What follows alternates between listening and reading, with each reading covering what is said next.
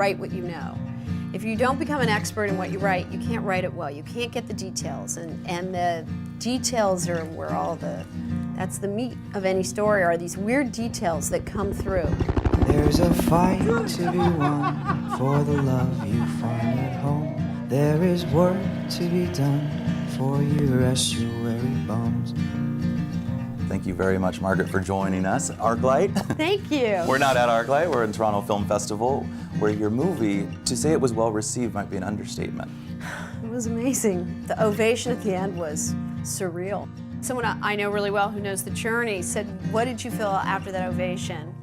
And I said, after 11 years, I felt relief. I felt for the first time like, oh my God, I'm not alone in thinking that this is a story worthy of being told on film.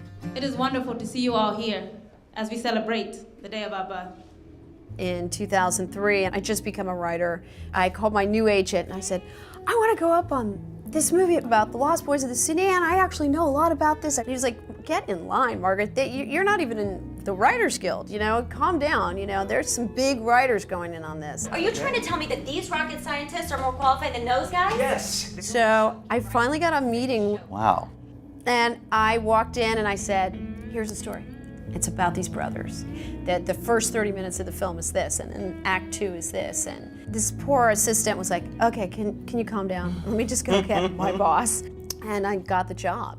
And then I proceeded to work on the script through many regimes, tick, tick, tick, tick. And Molly Smith, who was creating a new deal within Alcon for herself called Black Label Media, read the script. And I'd always said, Alcon, they made The Blind Side. I think this could be a place. Well, Molly Smith, her father adopted a lost boy at their church in Memphis, who is her adopted brother. And I was like, oh my God, oh my God. It's a testament to that age-old thing that people say in Hollywood. If you have something that you're passionate about, you have to just keep doing it and keep doing it, because eventually it'll work out.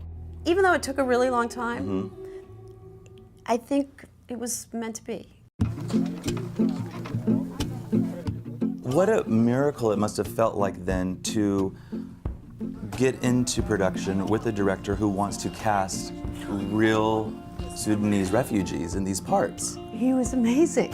Well, he had been to Sudan in '94 to help shoot a documentary, and he had literally been chased out by gunfire. He said, I got in that plane and they took off, and I watched those people on the ground and I went, oh my God. And so he felt when he got the script, it's not that he was looking to do this movie, as he said, the movie found me, and that he could now finish that story. Action. Our names are on that list.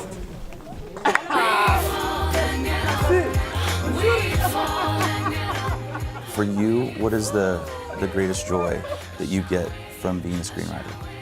All the stories I write are about shining a light.